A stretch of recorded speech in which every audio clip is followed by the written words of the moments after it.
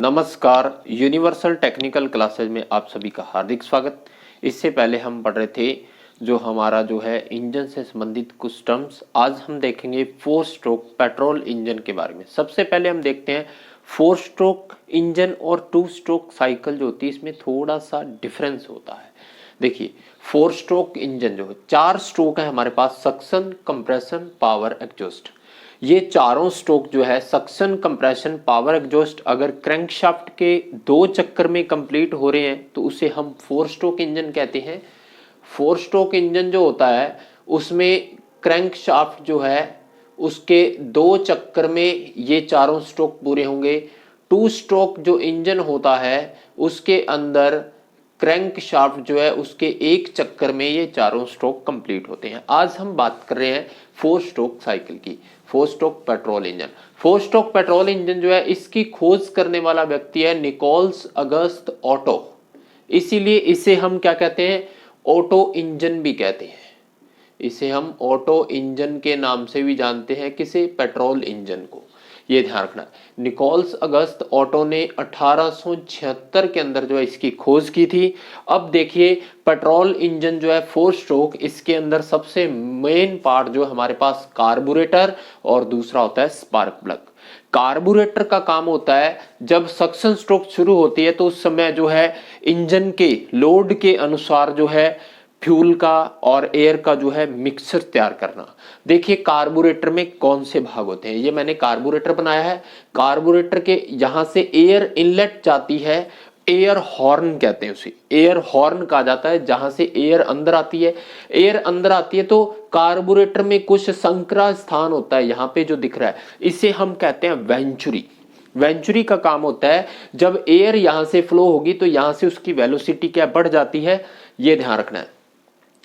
Air inlet हो रहा है उस स्थान पे होता है चोक वाल्व। चोक वाल्व का काम होता है एयर फ्यूल के रेशियो को चेंज करना। जैसे ठंड के दिनों में हम बाइक की बात करें तो बाइक क्या कई बार स्टार्ट नहीं होती तो चोक लगानी पड़ती। चोक क्या करती है, एयर को कम कर देता है, फ्यूल को रेशियो को बढ़ा देता है। एयर फ्यूल रेशियो को चेंज करने के लिए चोक वाल्व का यूज करते हैं हम। दूसरा, जैसे ही यहां से एयर तेजी से प्रवेश करती है कार्बोरेटर के वेंचुरी के अंदर, तो वेंचुरी में लगा होता है जो पेट्रोल इंजन होती है उसके अंदर क्या होता है, कार्बोरेटर के अंदर नोजल होती है। यहां से वेंचुरी इफेक्ट होता है। वेंचुरी इफेक्ट के कारण पेट्रोल क्या वाष्पीकृत होकर एयर के साथ मिल जाता है और यहां से जो है अंदर जाता है। यह है थ्रोटल वाल्व। थ्रोटल वाल्व का यूज हम करते हैं, कार्बोरेटर के अंदर थ्रोटल वाल्व लगा होता है। थ्रोटल वाल्व से हम इंजन के अंदर जाने वाले सक्शन स्ट्रोक के समय जो फ्यूल और हवा का मिश्रण है उसे नियंत्रित करने, जिससे इंजन की स्पीड को नियंत्रित किया जाता है। ये बात ध्यान रखनी। कार्बोरेटर के साइड में होता है फ्लोट चैम्बर। फ्लोट चैम्बर के अंदर जो है यहां से पेट्रोल टैंक से जो है पेट्रोल आता है, फ्लोट चैम्बर के अंदर आता रहता है। फ्लोट चैम्बर से पेट्रोल जो है नोजल से जाता है, नोजल से जो है वाष्पीकृत होकर जो है वेपोराइज्ड होकर एयर के साथ मिक्स हो जाता है जब एयर वेंचुरी इफेक्ट पैदा करती है। तो दूसरी बात, फ्लोट चैम्बर। फ्लोट जो होता है एक तैरने वाला होता है, जैसे कूलर वगैरह में होते हैं ना, फुटबॉल वॉल्व होते हैं जो पानी भर जाता है तो पानी की सप्लाई को बंद कर देते हैं, वैसे ही फ्लोट के ऊपर लगा होता है निडल वॉल्व जो पेट्रोल टंकी से आने वाले पेट्रोल की मात्रा को फ्लोट चैम्बर में नियंत्रित करता है। अगर ये नियंत्रित नहीं करेगा तो पेट्रोल, जैसे बाइक है, बाइक में कौन सी है, ग्रेविटी कंट्रोल सिस्टम का यूज करते हैं हम। ग्रेविटी कंट्रोल, पेट्रोल टंकी को इंजन से ऊपर रखा जाता है। पेट्रोल टंकी इंजन से ऊपर होगी तो वहां पे पेट्रोल ग्रेविटी इफेक्ट के कारण नीचे आता है, तो इसलिए उसे नियंत्रित करने के लिए फ्लोट चैम्बर। कार वगैरह जो होती है पेट्रोल वाली, उसमें टंकी पीछे रहती है तो इसलिए वहां पे ग्रेविटी इफेक्ट नहीं होता, तो वहां पर हम जो है फ्यूल को इंजन तक, जहां कार्बोरेटर तक पहुंचाने के लिए फ्यूल फीड पंप का यूज करते हैं। ये ध्यान रखना है। अब हम बात करते हैं सबसे पहले सक्शन स्ट्रोक। सक्शन स्ट्रोक के समय क्या होता है, जब पिस्टन टीडीसी से बीडीसी की तरफ गति करता है, इनलेट वाल्व ओपन हो जाती है। इनलेट वाल्व ओपन होने से सक्शन स्ट्रोक के समय सिलेंडर में क्या होती है, वैक्यूम उत्पन्न होती है। इस वैक्यूम, ये जो वैक्यूम हो रहा है ये वायुमंडलीय दाब से कम दाब पर, वेरी इंपॉर्टेंट लाइन है, पेट्रोल इंजन हो चाहे डीजल इंजन, दोनों की बात कर रहा हूं। पेट्रोल इंजन में वायुमंडलीय दाब से कम दाब पर सक्शन होता है, जिससे निर्वात उत्पन्न होती है। इस निर्वात के कारण कार्बोरेटर से हवा और पेट्रोल का मिश्रण जो है कार्बोरेटर में से निकलकर जो है इनलेट वाल्व के रास्ते सिलेंडर में भरता रहता है। जैसे जैसे पिस्टन नीचे जाता है सक्शन स्ट्रोक के समय, जब पिस्टन बीडीसी पर पहुंच जाता है तो ये क्रिया थोड़ी कम हो जाती है। और जैसे ही पिस्टन चूसन स्ट्रोक में क्या होता है, सबसे पहले सक्शन स्ट्रोक में क्या होता है, हवा और पेट्रोल का मिश्रण जो है सिलेंडर में भरेगा। हवा और पेट्रोल जो है सिलेंडर में आया हमारे पास। दूसरा यहां पे ये क्या होया, वायुमंडलीय दाब से कम दाब पर, वायुमंडलीय दाब से कम दाब पर जो है यहां पर क्या होती है, ये ध्यान रखिए, वायुमंडलीय दाब से कम दाब पर जो है हवा फ्यूल जो है सिलेंडर के अंदर आती है। ये था सक्शन स्ट्रोक। सक्शन स्ट्रोक का दूसरा नाम होता है इंडक्शन स्ट्रोक भी कहते हैं। ये बात ध्यान रखनी है। क्लियर? यहाँ पे वायुमंडलीय दाब से, वायुमंडलीय दाब कितना, 1 बार है, तो ये 0.3 0.2 बार के प्रेशर से जो है अंदर की तरफ जो है निर्वात उत्पन्न करके सक्शन स्ट्रोक। ये पिस्टन आ गया बीडीसी पर। जब कंप्रेशन स्ट्रोक की हम बात करें, कंप्रेशन स्ट्रोक में देखिए, सक्शन स्ट्रोक में ये क्वेश्चन भी बनता है, इसमें क्या होता है, इनलेट वाल्व ओपन रहती है।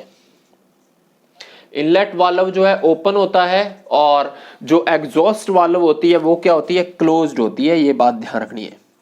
यहां पर जो है एग्जॉस्ट वाल्व जो है वो होगा क्लोज्ड, ये ध्यान रखना है।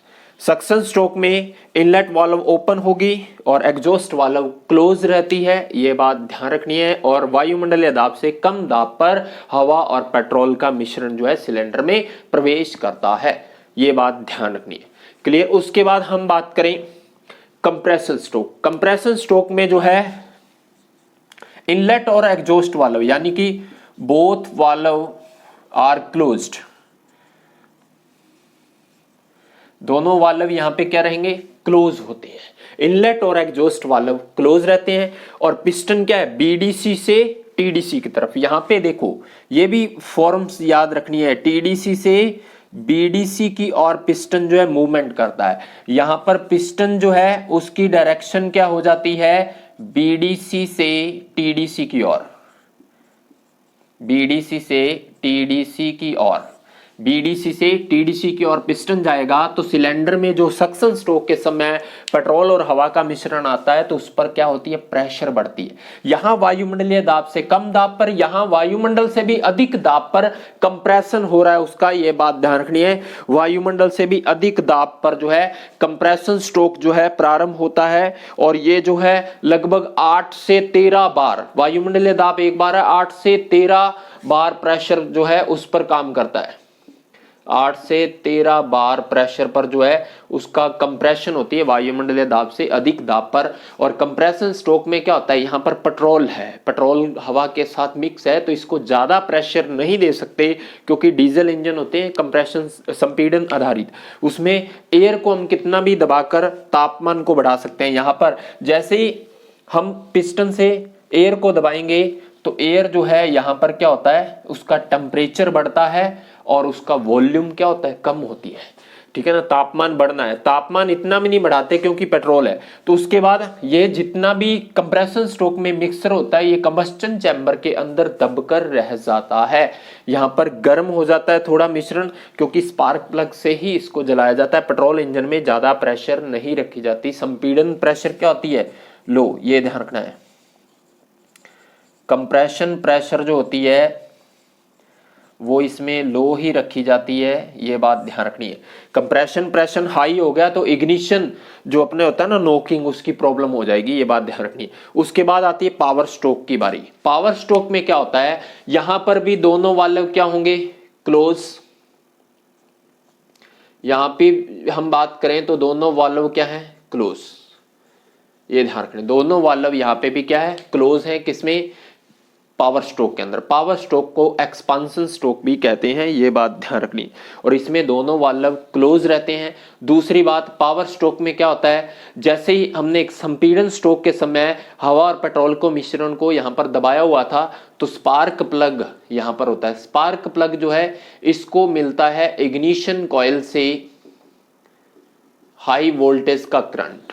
लगभग 18 से 20,000 वोल्टेज की हाई वोल्टेज से करंट मिलती है। स्पार्क प्लग चिंगारी देता है जिससे विस्फोट होता है। विस्फोट होने के पश्चात जो है यहाँ पर क्या होता है, एक्सपांशन होता है गैसों का। गैसें जैसे ही एक्सपांड होगी, उनको निकलने के लिए कोई स्थान नहीं है, तो पिस्टन को नीचे की तरफ धक्का देती हैं, जिससे पिस्टन तेजी से नीचे की तरफ आता है। ये बात ध्यान रखनी है, पिस्टन नीचे की तरफ आएगा तो यहाँ पर क्या हो जाएगा, यहाँ बीडीसी से टीडीसी गया है तो पिस्टन टीडीसी से बीडीसी की ओर जाता है, टीडीसी से बीडीसी की ओर। किसमें, पावर स्ट्रोक के अंदर। पावर स्ट्रोक में पिस्टन की मूवमेंट है टीडीसी से बीडीसी की ओर। और यहां से एक क्वेश्चन और बनती है जो हमारे लिए इंपॉर्टेंट है, वो भी लिख लीजिए यहाँ पे। यहां पर एक चीज और बनती है कंप्रेशन स्ट्रोक में अंदर, वो भी यहाँ पे लिखवा दूं। पिछली बार यहाँ पे पूछा गया था, कंप्रेशन स्ट्रोक जो होती है इसमें क्या होता है, यहां पर सबसे पहले होता है प्रज्वलन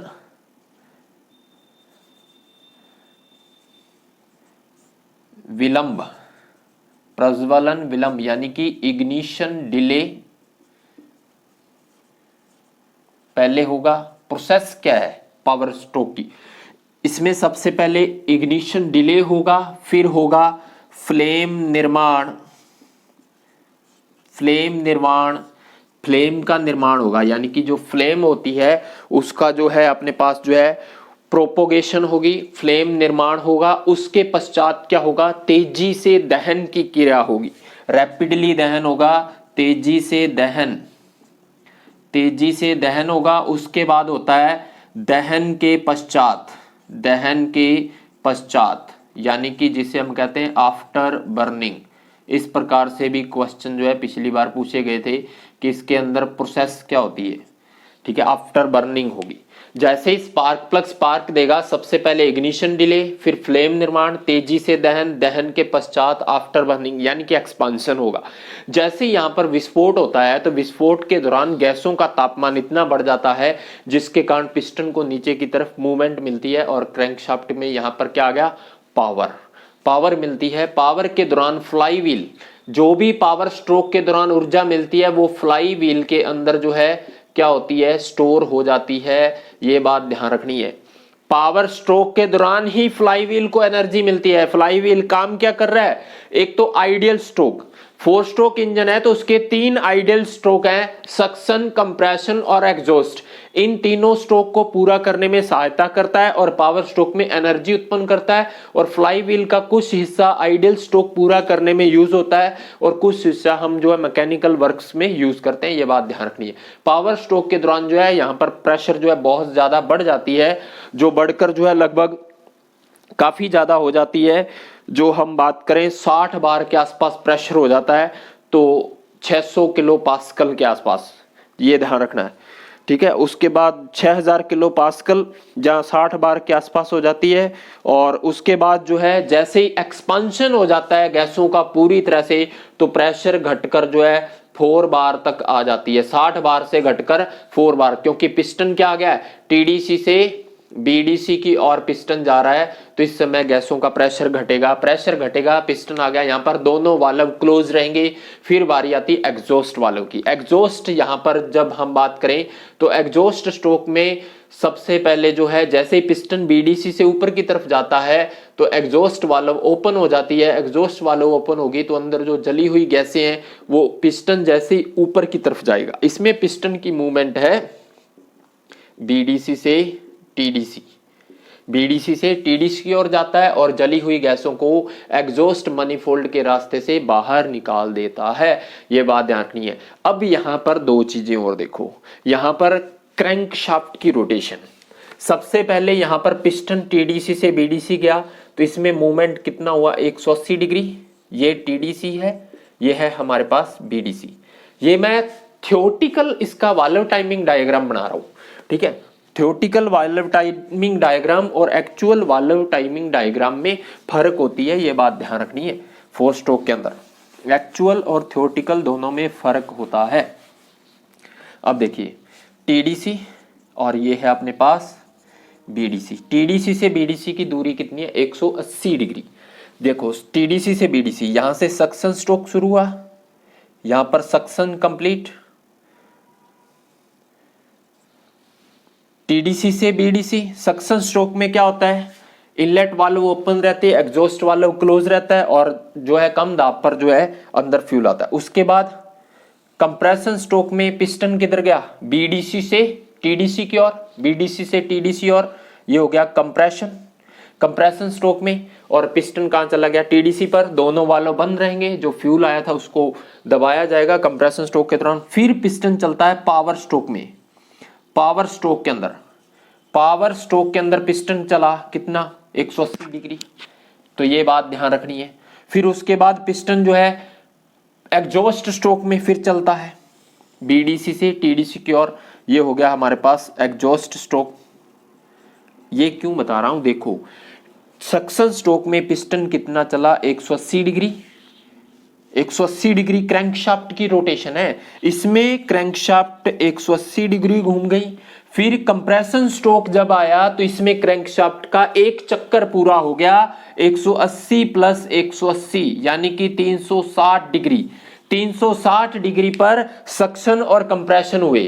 360 के अंदर पहले उसने क्या किया, 180 डिग्री आई क्रैंकशाफ्ट तो सक्शन, फिर कंप्रेशन गई तो 360 पे कंप्रेशन, फिर 180 डिग्री घूमा तो 360 प्लस कितना, 180 540 डिग्री। 540 डिग्री कंप्रेशन यानी कि बाद पावर में, पावर स्ट्रोक होता है 540 डिग्री पर हुआ इसका। क्रैंकशाफ्ट के एक रोटेशन के बाद 180 डिग्री और घूमने पर 540 डिग्री। फिर इसके बाद क्रैंकशाफ्ट 180 डिग्री घूमती है तो यानी कि 720 डिग्री, यानी कि एक 4 स्ट्रोक साइकिल इंजन में क्रैंकशाफ्ट के 2 रोटेशन यानी कि 720 डिग्री पर 4 स्ट्रोक कंप्लीट होते हैं। ये बात ध्यान रखनी है पेट्रोल इंजन के अंदर, इस बात का विशेष ध्यान रखना है। और कार्बोरेटर का काम ही यही होता है, हवा और फ्यूल के मिश्रण को तैयार करना, इंजन की जरूरत के अनुसार, लोड के अनुसार रिच मिश्रण देना है या उसको लाइट मिश्रण चाहिए। जिस प्रकार का मिश्रण आइडियल स्पीड पे चाहिए तो उसी प्रकार का प्रोवाइड करवाता है, ये बात ध्यान रखनी है। क्लियर। यहाँ पे स्पार्क प्लग जो है ये भी ध्यान रखना है। स्पार्क प्लग का ये अर्थ इलेक्ट्रोड होती है, ये मेन इलेक्ट्रोड होती है, इनके बीच भी बहुत कम गैप होता है जिसे फीलर गेज के माध्यम से मापते हैं।